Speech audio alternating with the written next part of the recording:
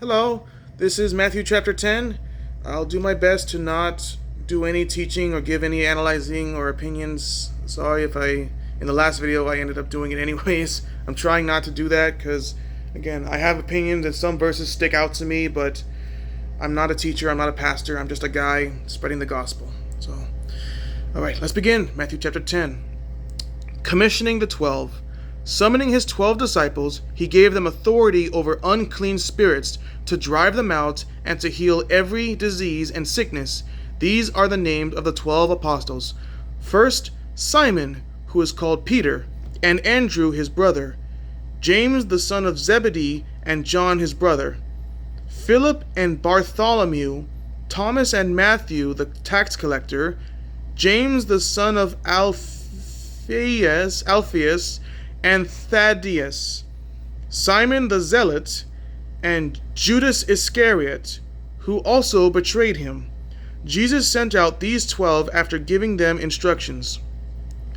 Don't take the road that leads to the Gentiles, and don't enter any Samaritan town. Instead, go to the lost sheep of the house of Israel. As you go, proclaim, the kingdom of heaven has come near. Heal the sick, raise the dead, cleanse those with leprosy, drive out demons. Drive out demons. Freely you received, freely give. Don't acquire gold, silver, or copper for your money belts. Don't take a traveling bag for the road, or an extra shirt, sandals, or a staff, for the worker is worthy of his food. When you enter any town or village, find out who is worthy, and stay there until you leave. Greet a household when you enter it, and if the household is worthy, let your peace be on it. But if it is unworthy, let your peace return to you. If anyone does not welcome you or listen to your words, shake the dust off your feet when you leave that house or town. Truly I tell you, it will be more tolerable on the day of judgment for the land of Sodom and Gomorrah than for that town. Persecutions predicted. Look, I'm sending you out like sheep among wolves. Therefore, be as shrewd as serpents and as innocent as doves. Beware of them, because they will hand you over to local courts and flog you in their synagogues. You will even be brought before governors and kings because of me, to bear witness to them and to the Gentiles. But when they hand you over, don't worry about how or what you are to speak, for you will be given what to say at that hour, because it isn't you speaking, but the Spirit of your Father is speaking through you. Brother will betray brother to death, and a father his child. Children will rise up against parents and have them put to death.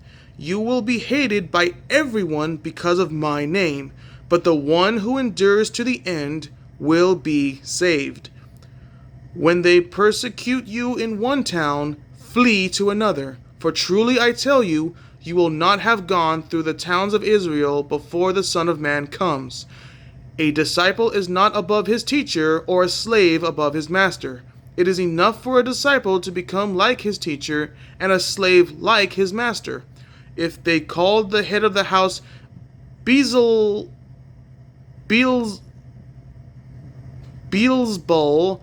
how much more the members of his household? Fear God. Therefore, don't be afraid of them, since there is nothing covered that won't be uncovered, and nothing hidden that won't be made known. What I tell you in the dark, speak in the light. What you hear in a whisper, proclaim on the housetops. Don't fear those who kill the body, but are not able to kill the soul. Rather, fear him who is able to destroy both soul and body in hell. Aren't 2 sparrows sold for a penny, yet no one of them falls to the ground without your Father's consent? But even the hairs of your head have all been counted. So don't be afraid. You are worth more than many sparrows. Acknowledging Christ. Therefore, everyone who will acknowledge me before others, I will also acknowledge him before my Father in heaven. But whoever denies me before others, I will also deny him before my Father in heaven. Don't assume that I came to bring peace on the earth. I did not come to bring peace, but a sword. For I came to turn a man against his father, a daughter against her mother, a daughter-in-law against her mother-in-law, and a man's enemies will be the members of his household. The one who loves a father or mother more than me is not worthy of me. The one who loves a son or daughter more than me is not worthy of me. And whoever doesn't take up his cross and follow me is not worthy of me. Anyone who finds his life will lose it, and anyone who loses his life because of me will find it. Okay, that sticks out to me. I might... a cup of cold water.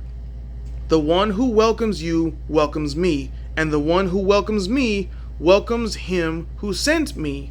Anyone who welcomes a prophet because he is a prophet will receive a prophet's reward, and anyone who welcomes a righteous person because he's righteous will receive a righteous person's reward.